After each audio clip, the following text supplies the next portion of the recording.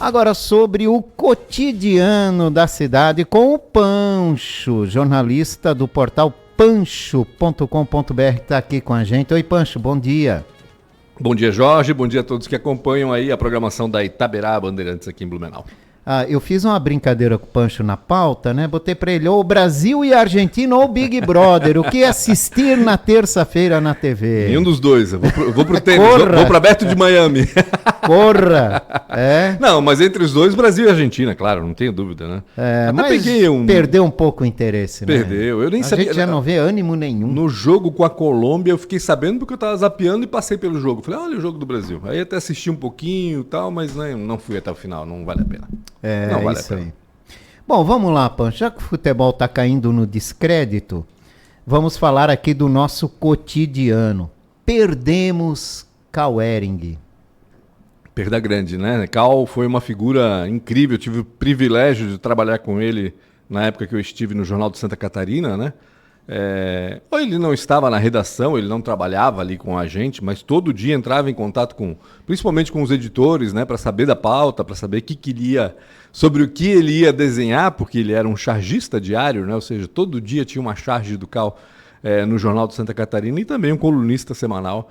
Escrevia muito bem, né? Até hoje escrevia na revista do Tabajara, clube do qual ele foi sócio pela vida inteira, enfim, tem também grande ligação. Mas o mais legal do Cal era, acho que, a capacidade de entender e de traduzir o sentimento do blumenauense médio, vamos dizer assim, do blumenauense fundamental, como diria o Edgar Gonçalves, do blumenauense raiz, né? Ele tinha essa perspicácia, ele tinha esse poder de condensar num desenho, né, numa charge, o espírito do blumenauense. É muito bacana, né? Quando soube da morte dele, imediatamente fui atrás de um livro que eu tenho em casa dele, que é o Raicaus, e revisitei algumas charges, né?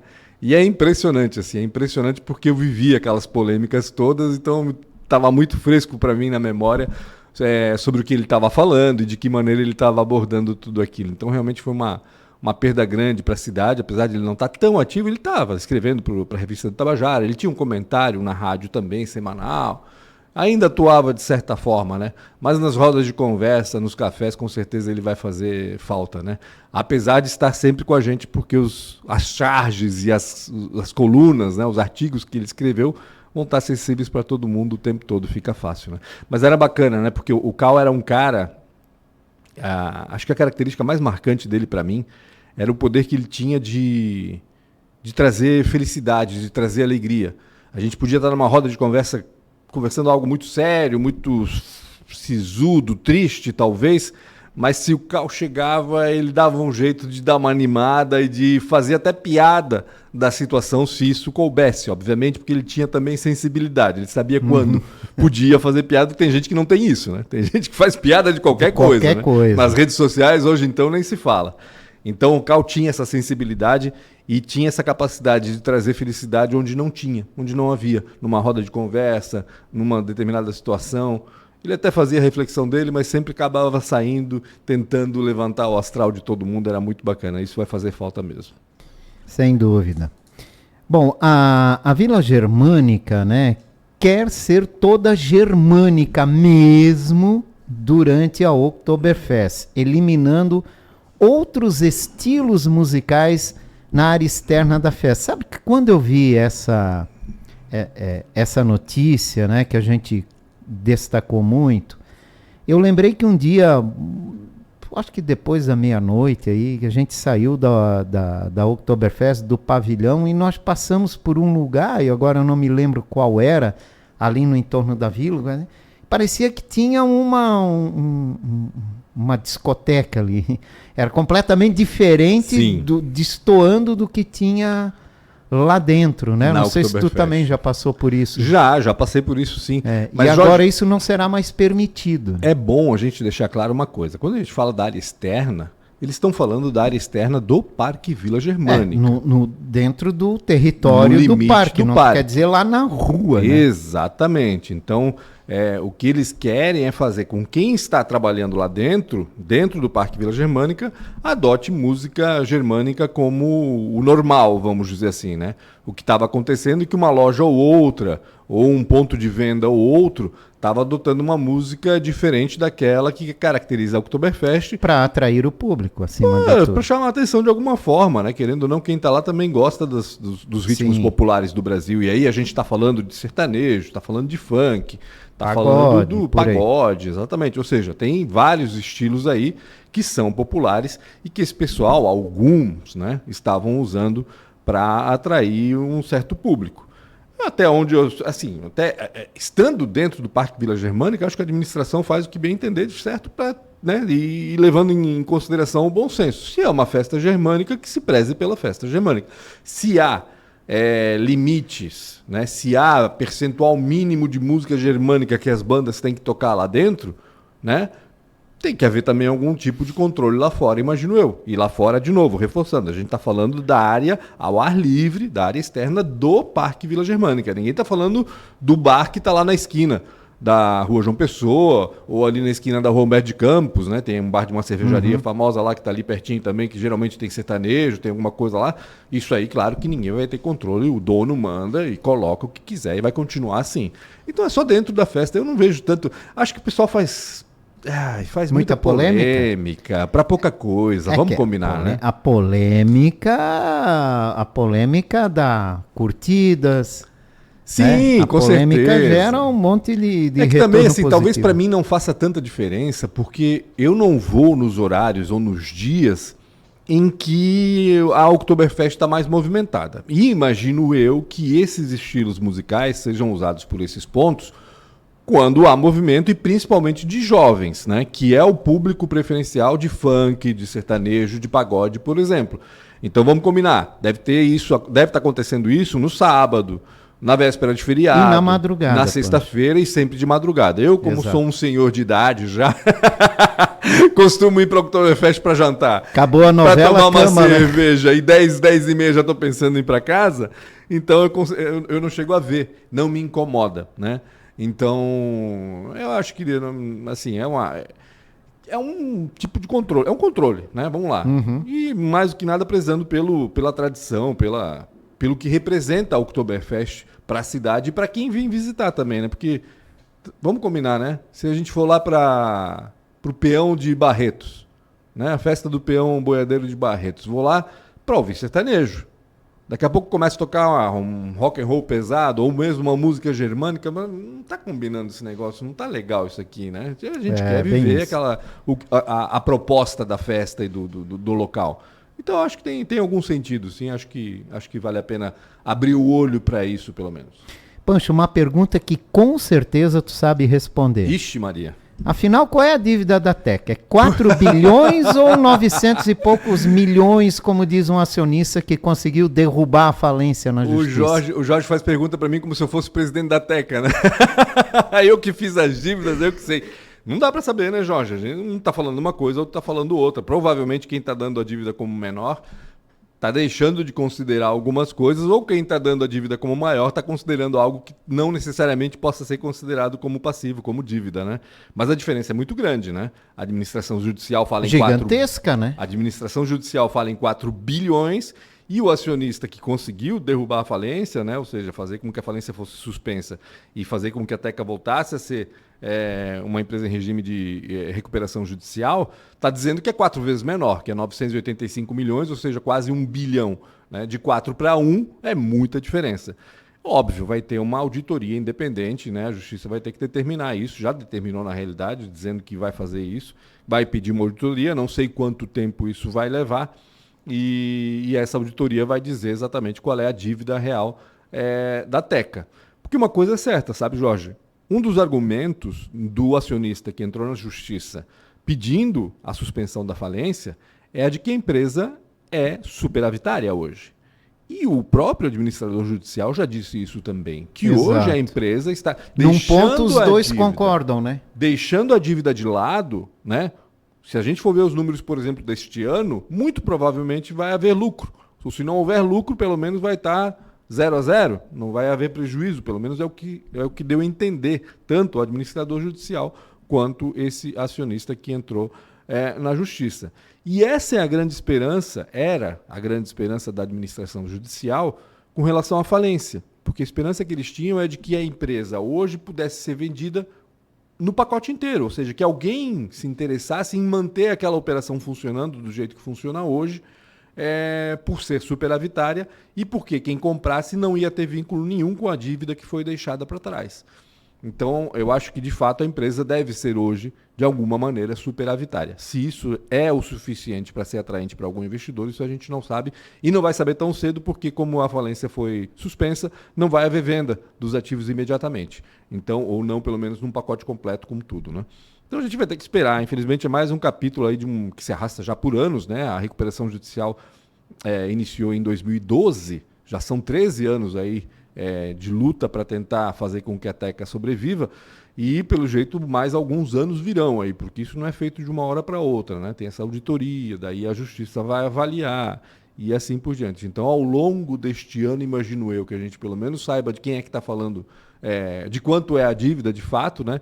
E aí saber se de fato a justiça vai manter suspensa a falência ou se não, se de fato pode ser decretada a falência novamente, mesmo que com a continuidade das operações, né? Enquanto isso, quem trabalha lá fica na dúvida, né? Isso é um problema, né? Essa incerteza que dá para o trabalhador, que já está nessa incerteza desde 2012, quem trabalha desde lá, né? Porque muita gente, claro, já saiu e tem dívida para receber, tem dinheiro para receber da empresa ainda, e muita gente chegou no meio do caminho, porque a empresa continua operando e tudo mais. Essa incerteza realmente é muito triste, né? Porque o que acontece? Tem muita gente que vai, se conseguir um trabalho melhor, vai optar por sair. Tem muita gente que não, que vai esperar para ver, vai né, esperar na confiança de que alguém compre ou faça com que a Teca sobreviva e se mantenha, enfim. Mas essa incerteza realmente é muito ruim, né? Não dá...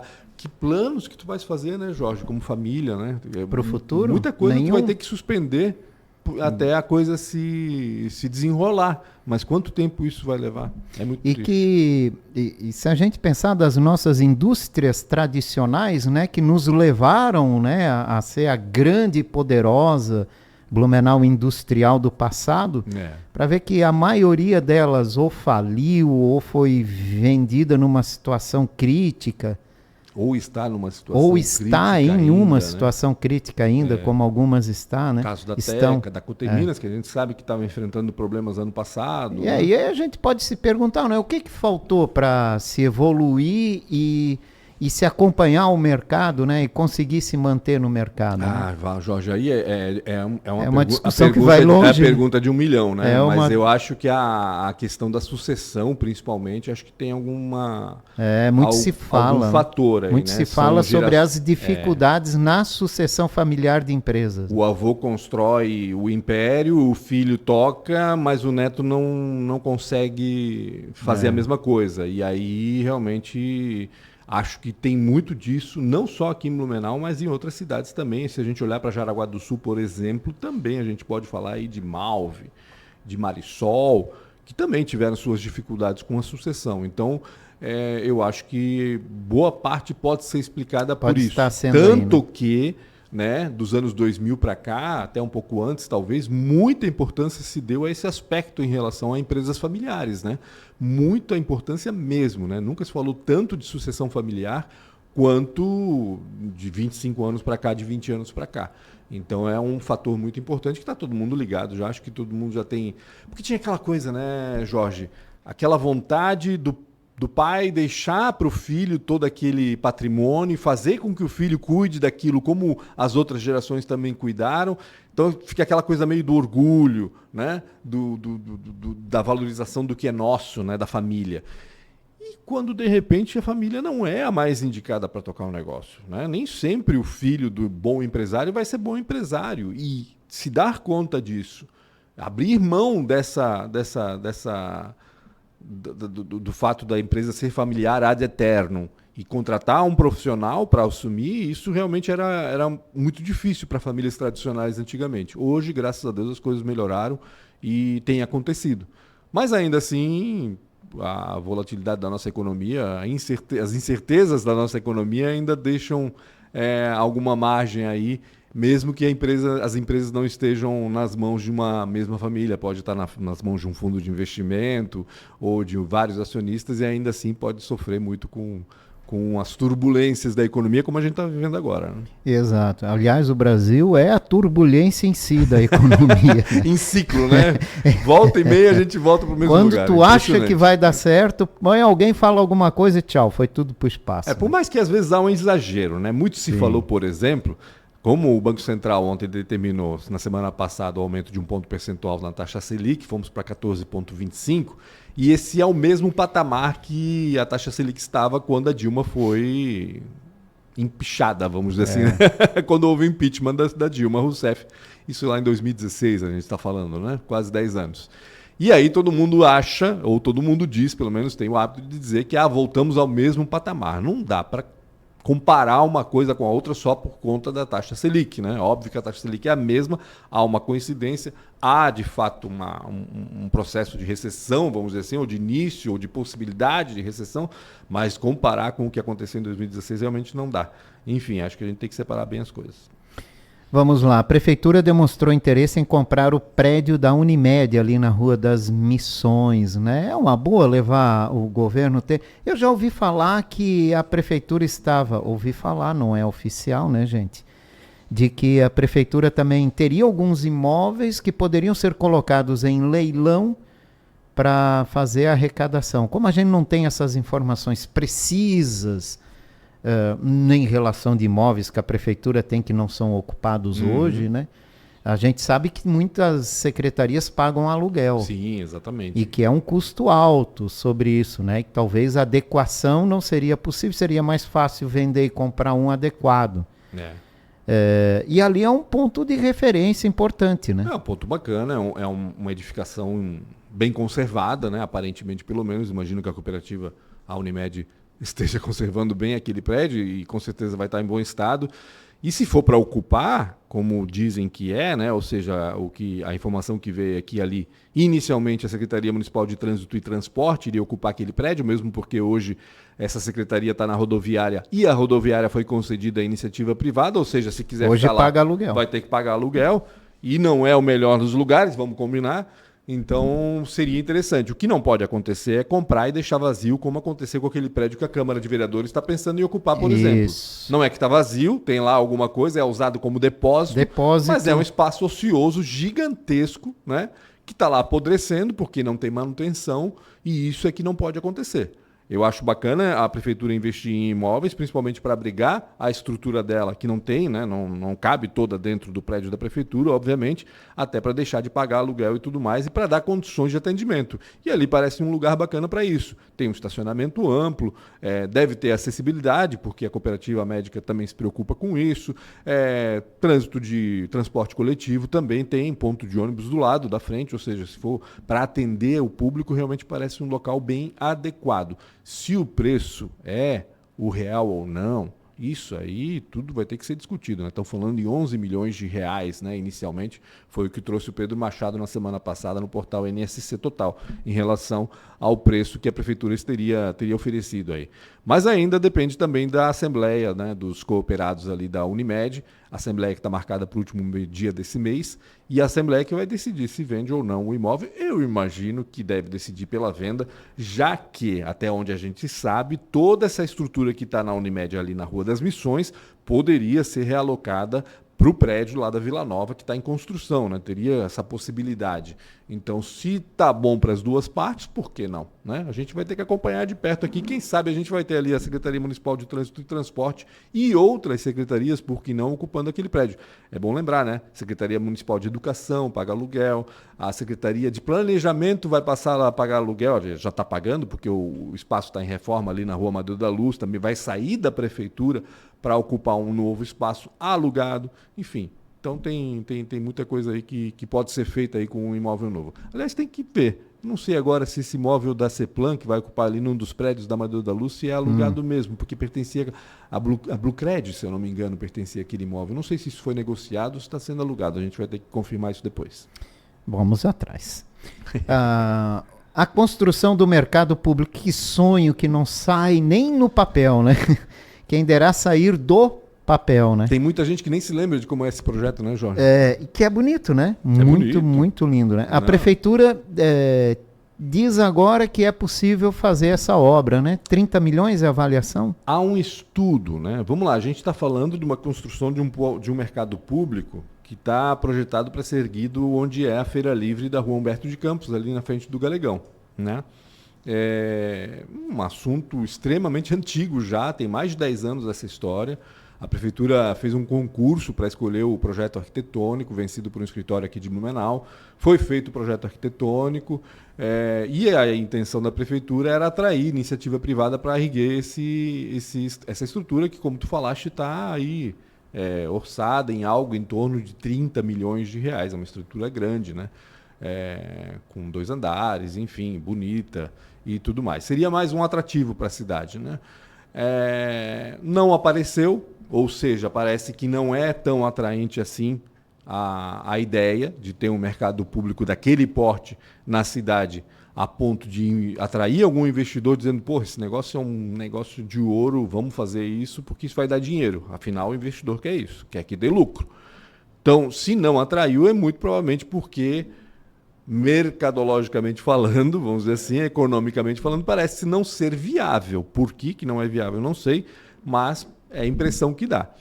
Então, o que a prefeitura está estudando agora, e quem trouxe essa informação também foi o Pedro Machado, está estudando a possibilidade de ela bancar a construção, esses 30 milhões, e depois da construção, então, procurar alguém da iniciativa privada para tocar a operação. Como vai funcionar também é outra incógnita, né, Jorge? A gente não sabe se todos os feirantes da Feira Livre hoje, por exemplo, vão ter capacidade ou vão poder ocupar espaços nesse mercado público. Como é que vai acontecer isso? Quem vai poder ocupar esse mercado público? Vai ser alugado para qualquer um? Como é que vai funcionar? Eles vão ter prioridade? Esse pessoal que já ocupa aquele espaço hoje depende daquilo para sobreviver? Porque tem lá segunda e quinta-feira as feiras, sábado de manhã também tem uma feira, enfim, né? Tudo isso tem que ser avaliado e tudo isso tem que ser bom para o investidor também. Que se for amarrar muita coisa, se for colocar muito empecilho, muito impedimento em relação ao desenvolvimento econômico daquele negócio, o investidor não vai também colocar dinheiro ali. Então tem que ser atraente para o investidor também. É um estudo apenas, o assunto que voltou à tona, a construção do mercado público, mas que eu, sinceramente, Jorge, eu fico pensando, quando veio essa história de novo, eu falei, putz, de novo esse mercado público, caramba, será que a cidade está precisando mesmo de um mercado público? Será que há essa necessidade? Será que Blumenauense quer um mercado público? Onde há, né, vira uma atração turística. Vira. Né? Eu vou de vez em quando a Curitiba, por exemplo, e sempre que eu me lembro ou posso, eu gosto de passar lá pelo mercado de Curitiba. Tem uma infinidade de produtos que a gente só acha lá praticamente, ou pelo menos só acha naquele preço lá, né? Produtos diferentes e tal. E será que aqui em Blumenau a gente está precisando? Essa é uma dúvida grande, né? De novo fala-se na cidade turística, mas antes de pensar no turismo, a gente tem que pensar nos daqui. Será que o Blumenauense precisa? Será que o produtor rural que está lá na Feira Livre hoje precisa de um lugar melhor? De um lugar mais caro, provavelmente, porque vai custar mais caro? Tudo isso tem que ser levado em conta. Sem dúvida. Tu passa pela Martin Luther de carro? Passo, de vez em quando passo. Mudou sim. O trânsito depois que fecharam o acesso, né, das 4h30 e 6h30 de veículos no corredor? No corredor, né? Eu não posso dizer porque eu não passo nesse horário. Esse horário eu tô trabalhando e não Tem transito. gente reclamando muito. Pois é, já ouvi falar também. Mas se o corredor é de ônibus, é corredor de ônibus. De ônibus, né? Eu também concordo.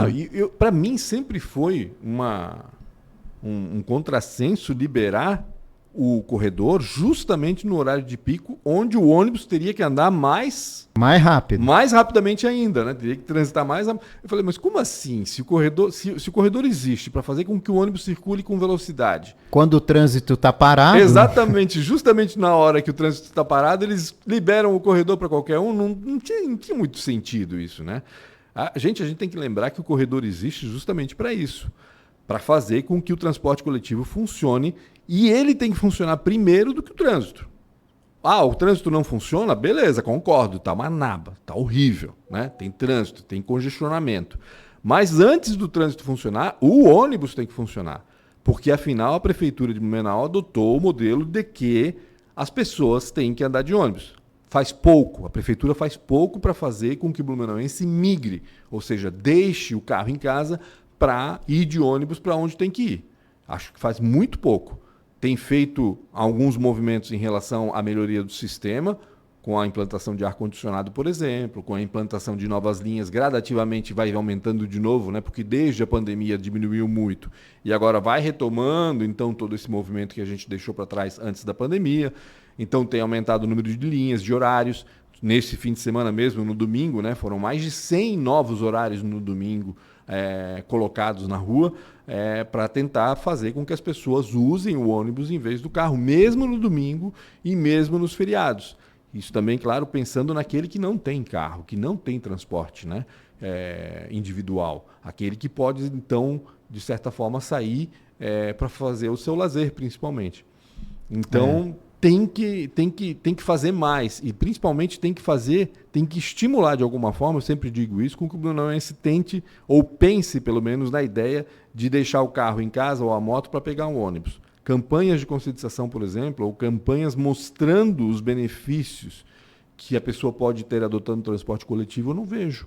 E acho que seria sensacional. Isso já devia estar no contrato de concessão, Pancho. Pois é, eu também Faz o contrato de concessão, a empresa ganhou, ela já tem que estar lá, tu vai ter que fazer campanha, vai ter que investir X em mídia para fazer com que o cidadão valorize e utilize esse tipo de transporte. Isso que Mas não há nada nesse sentido. Tinha que estar na cabeça de quem está dirigindo essa cidade, Jorge Tais. O prefeito tinha que estar usando o ônibus, desculpa. Tinha que dar o exemplo. Vão dizer para mim assim, vai botar o prefeito... Gente, na Europa, né, países super desenvolvidos, riquíssimos, é comum ver prefeito, vereador, políticos transitando. Mas lá o transporte público funciona. Pois então. Então vamos fazer funcionar aqui também. E se é para fazer funcionar, que façam, então, quem vem primeiro, o ovo ou a galinha? Tem que primeiro botar o prefeito para depois fazer... Não, tem que vir tudo junto, melhorias e fazer com que as pessoas mudem, né, o seu mindset, né? Vamos usar essa palavra que todo mundo gosta de usar hoje. Mas é isso, e querendo ou não, as pessoas que são referência na cidade deveriam dar o exemplo. Ouvi dizer esses dias que o prefeito Egídio até já usa patinete para ir para a prefeitura. Moto elétrica? Esses dias, não sei se moto elétrica, não sei, mas patinete, alguma coisa, pelo menos é alguma coisa diferente, alguma coisa em tese sustentável, que não está liberando gás carbônico na rua. Achei bacana, não sei se é verdade, vou até ter que bater um papo Só tem que dizer para ele que ele não pode usar moto elétrica na calçada, senão Fábio Campos vai recolher a motinho dele, levar para o pátio e ele vai ter que emplacar. Já viu algum representante do Fábio Campos fazendo isso na cidade? Não Eu também não vi, ninguém vê mais a gente de trânsito. Mas ele falou que ia fazer começar em março, né? Terminou março. Ninguém vê. Eu não sei se teve uma moto elétrica apreendida. O único agente de trânsito que eu vejo nessa cidade fica ali na entrada da rua que dá acesso à Ponte de Ferro. Esqueci o nome da rua agora. Eu também nunca lembro o nome. Rua Tocantins. Ali de manhã cedo tem um guarda que nem sempre faz o que deveria também, né? Tem isso, né? Às vezes está lá só Mas está lá, Mas né? está lá, pelo menos está lá.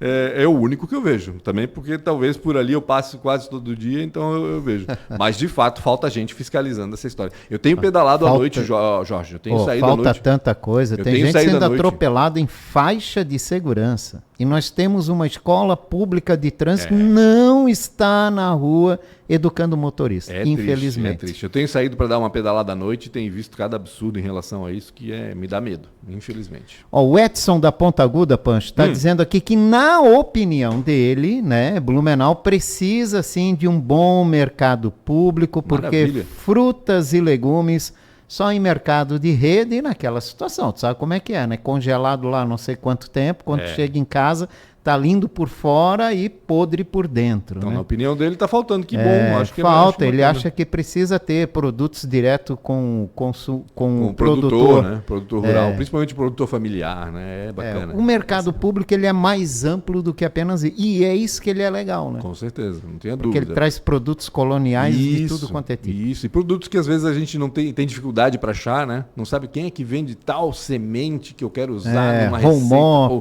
geralmente lá no mercado público a gente acha. Torresmo. Corqueza. Né? Vamos embora. Pancho, obrigado pela tua participação. Uma ótima semana. Sempre é bom a gente falar aqui sobre o cotidiano da cidade. É bom demais. E quem quiser saber um pouquinho do que é importante saber, né, do que acontece aqui em Blumenau, dá uma olhada lá em pancho.com.br e no @pancho.com.br no Instagram, que todo dia eu trago para vocês uma curadoria, uma seleção aí das notícias mais importantes que foram veiculadas pelos meios de comunicação de Blumenau. Um abraço. Abraço, Jorge. Até mais.